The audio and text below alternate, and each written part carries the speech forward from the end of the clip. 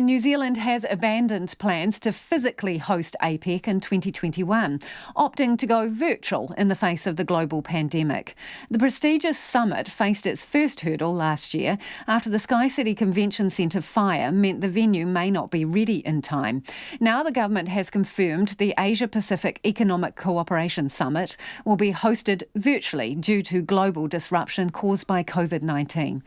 Our reporter Annika Smith filed this report. It was 1999 when New Zealand last hosted APEC. Bill Clinton was President of the United States and Jenny Shipley was at the helm of the New Zealand government. Fast forward to 2020 and New Zealand's next big chance to host some of the world's most powerful leaders have been dashed by COVID-19.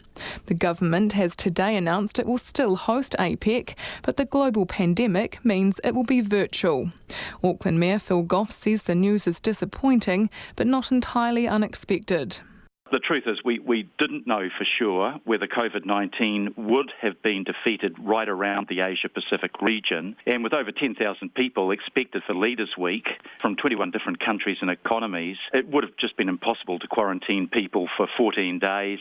APEC was poised to run as a series of events beginning this December and culminating in November 2021 with a Leaders' Week in Auckland. It was expected to draw up to 20,000 international visitors and tens of millions of dollars to New Zealand shores. Auckland Business Chamber Chief Executive Michael Barnett says today's decision is another economic blow, not just for Auckland, but the entire country. I think when you have a look at this event, there's over 20,000 people expected to come into Auckland. And sure, there's the accommodation, hospitality, but these people also spend, they travel, they go elsewhere in New Zealand. So the blow is, yes, to Auckland, but it's also to the New Zealand economy, and it's across a broad front. He says it will be difficult to leverage any real economic gains from a virtual event. Having people here spending real dollars, contributing to our accommodation, hospitality sector, that was going to make a difference. It should have been a part of the recovery for the sector in particular. APEC's Leaders' Week was expected to have booked out every hotel room in Auckland. The tourism sector had warned hotel developments would need to stay on track to ensure everyone had a place to sleep. But Tourism Aotearoa Chief Executive Chris Roberts says this has now all come to nothing. These events don't happen overnight. The government's already spent millions of dollars preparing for APEC.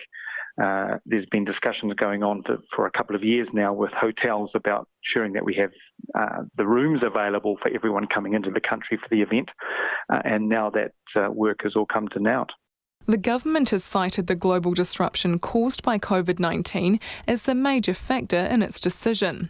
APEC 2020's host, Malaysia, had asked its chance to host the big event be deferred because of the pandemic. Prime Minister Jacinda Ardern says a deferral was one of the options the government weighed up before deciding certainty in what is an uncertain time. We considered a wide range of options. If we weren't to host in this year and Malaysia were to move its hosting year, that has a knock-on effect for Thailand.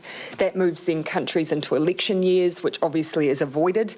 And so, yes, a range of options were considered, but a range of knock-on effects were created by that as well. Finance Minister Grant Robertson says while APEC had economic benefits, there are savings, particularly in security costs, if it isn't physically hosted here.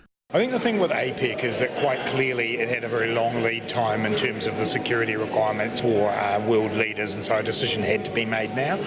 But there will be other events that we hope will be able to fill the gap.